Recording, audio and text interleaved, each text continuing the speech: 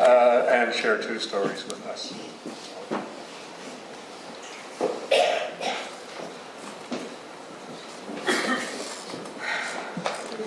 Wow. You said, so where did she go? Where is she sitting? There you are. You said so much. You hit so many places.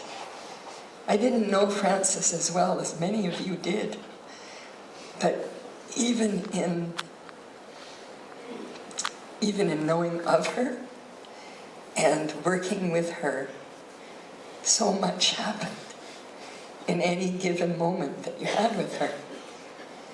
And I am here to tell stories, but I did think of one thing she did for me. I don't need to go into detail, but I did her harm, emotional harm, once. And she nailed me, first of all, and then she forgave me. And for that, I am forever grateful. So, to the stories.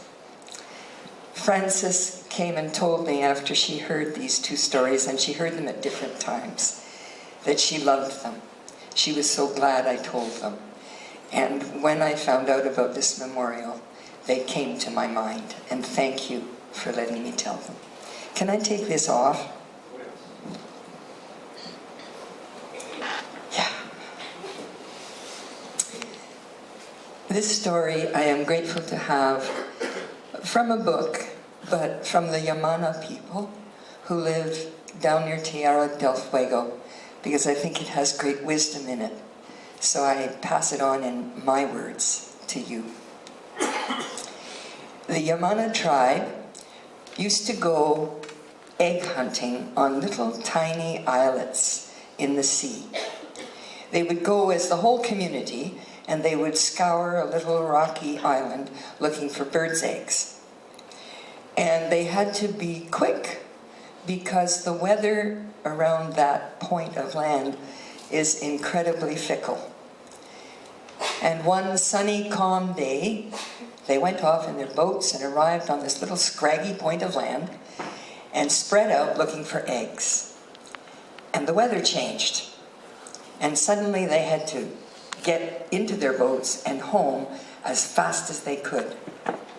But one woman was on the far side of that little craggy island, and she didn't realize quickly enough what was going on, so that by the time she arrived where the boats had been, they were gone. Now, she was quite sure that they would come back for her, but she didn't know how long it would be. The weather could be fickle, or it could stay really horrible for a long time. But she was resourceful. She found herself a little cave where she could keep dry if it rained, and she found wood and other bits of debris that she could burn to keep warm, because she knew how to start a fire from nothing. And she knew she had eggs, she would have enough food, and she found water by finding little crevices in the rocks where rainwater gathered. That was all fine. But what she couldn't do anything about was the loneliness. She missed her family, she missed her husband, her children, and all her relatives, and she missed her people. She was completely alone, and the weather was bad enough and changeable. So this went on for a long time. She grew so lonely it was hard to sleep at night. And one night she woke up early, just before dawn, and she thought there was somebody in the cave with her, someone near the fire blocking the light from the last embers. But when she got used to what she was seeing, she realized, yes, it was a creature, but it wasn't a human. It was a cormorant.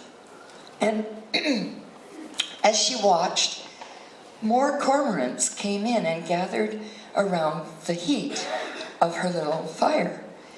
It had been cold and wet for a while, and those of you who know cormorants know that they have to stand around with their big wings out to dry themselves off, because they don't have the oil that other water birds have because they dive deep and it would keep them too close to the surface.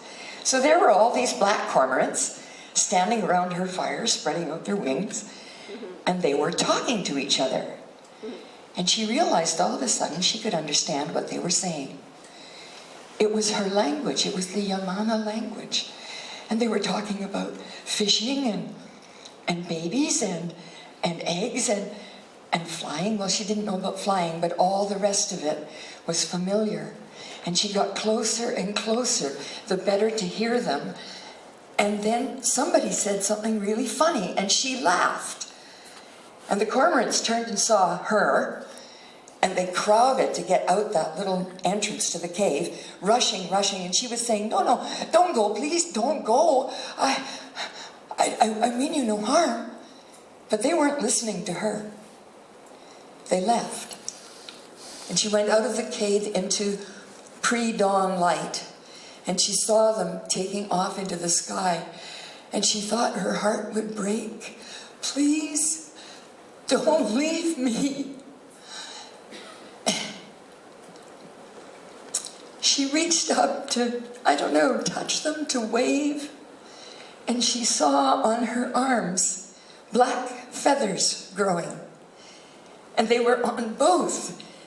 And her body was being covered by black feathers. And she stretched her arms, and they were wings. And she said, "Wait for me!" And she flew up to be with them.